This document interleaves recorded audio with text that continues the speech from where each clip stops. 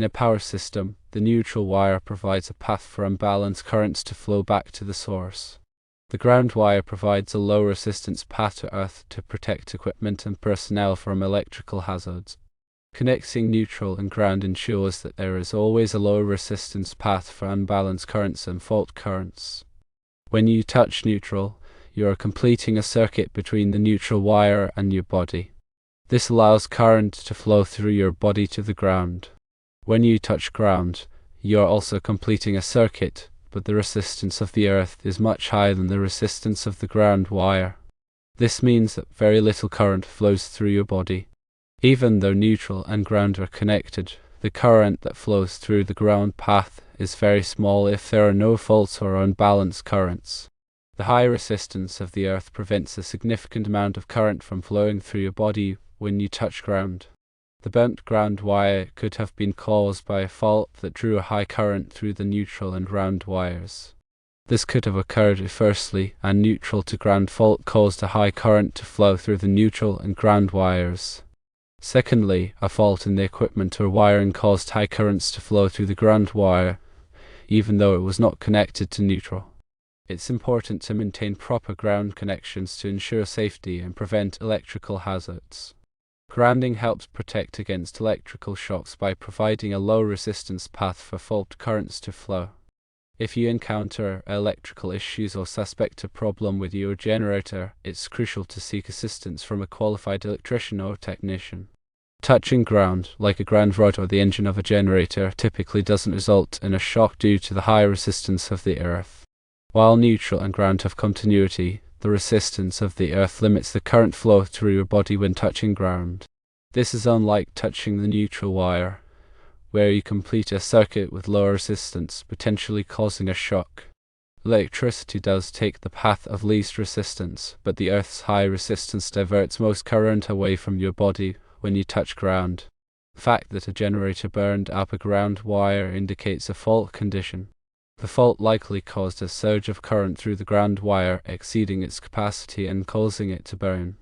The generator can be set for either 120 volts/208 volts or 240 volts/416 volts three-phase configurations. The removable link between ground and neutral is crucial for proper operation and safety. The purpose of the ground wire is to provide a low impedance path for fault current to return to the source, tripping a circuit breaker or fuse and quickly de-energizing the circuit. This minimizes the risk of electrical shock and equipment damage. The neutral wire carries the unbalanced current back to the source. In a balanced three-phase system, the neutral current is ideally zero, but in reality, some imbalance is always present due to uneven loading of the phases. The connection between neutral and ground, typically at the service entrance or generator, ensures that the ground system is at or near the same potential as the neutral. This is essential for the proper functioning of ground fault protection devices. The resistance of the earth-ground connection is critical. A high-resistance ground can impede the flow of fault current, reducing the effectiveness of the ground fault protection system. National Electrical Code (NEC) standards specify the maximum allowable resistance for ground electrodes. Several factors can contribute to a burnt ground wire.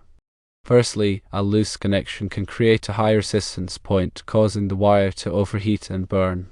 Secondly, an undersized ground wire may not be able to handle the fault current. Thirdly, a direct short circuit to ground can cause a massive surge of current, instantly burning the wire.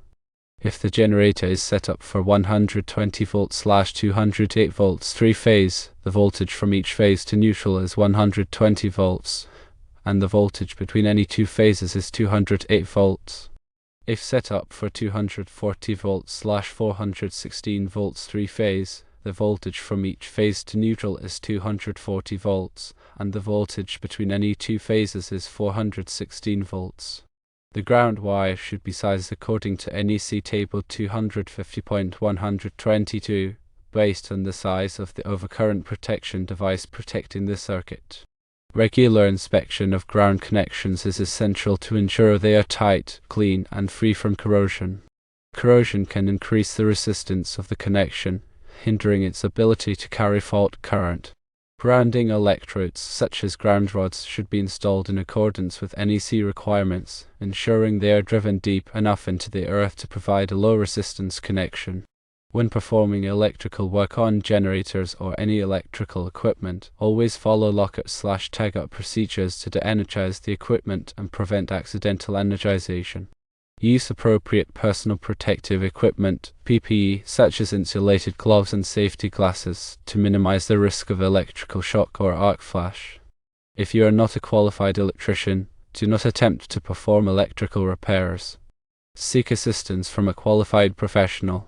A ground fault circuit interrupter, GFCI, is a device that detects ground faults and quickly interrupts the circuit to prevent electrical shock. GFCIs are commonly used in areas where there is a high risk of water exposure, such as bathrooms and kitchens. The impedance of the grounding system affects the magnitude of fault current. Lower impedance results in higher fault current, which is more likely to trip the overcurrent protection device. The NEC provides guidelines for calculating ground fault current and selecting appropriate grounding conductors and equipment. The ground fault loop impedance is the total impedance of the path that a ground fault current will follow. This includes the impedance of the source, the conductors, the ground path, and the equipment grounding conductor. Touch potential is the voltage difference between the equipment enclosure and the earth. A properly grounded system minimizes touch potential during a fault, reducing the risk of electrical shock. Step potential is the voltage difference between 2 points on the Earth's surface that are a step's distance apart. Grounding systems are designed to minimize step potential during a fault. Equipotential bonding involves connecting all metallic objects in an area to the same ground potential. This minimizes voltage differences and reduces the risk of electrical shock. Static electricity can build up on equipment and discharge through a person, causing a shock. Grounding helps to dissipate static electricity. Surge protection devices, SPDs, protect equipment from voltage surges caused by lightning or other events. SPD are typically connected to the ground system. The ground system should be designed to handle the maximum available fault current. This is the current that would flow if there were bolted fault ground at the service entrance. The NEC specifies the minimum size and type of grounding conductors based on the available fault current. Ground testing is performed to verify the resistance of the ground system. A ground resistance tester is used to measure the resistance between the ground electrode and the earth. The results of ground testing should be compared to NEC requirements. If the ground resistance is too high, it may be necessary to install additional ground electrodes or improve the existing grounding system. The neutral ground bond should only be made at one point in the system, typically at the service entrance or generator. Multiple neutral ground bonds can create circulating currents and increase the risk of electrical shock. Isolated ground systems are used in sensitive electronic equipment to minimize noise and interference. In an isolated ground system, the ground conductor is isolated from the building's normal ground system. The impedance of the neutral conductor affects the voltage drop in the neutral circuit. High neutral impedance can cause voltage imbalances and equipment malfunctions. The NEC specifies the minimum size of neutral conductors based on the load they serve. Harmonic currents can cause overheating in neutral conductors. Neutral conductors should be sized to handle the expected harmonic current load. The skin effect can increase the resistance of conductors at high frequencies. The skin effect is more pronounced in larger conductors. The proximity effect can also increase the resistance of conductors. The proximity effect is caused by the magnetic fields of nearby conductors. The bonding jumper connects the equipment grounding conductor to the neutral conductor at the service entrance. The size of the bonding jumper is determined by NEC Table 250.102. The main bonding jumper connects the grounded conductor to the equipment grounding conductor at the service equipment.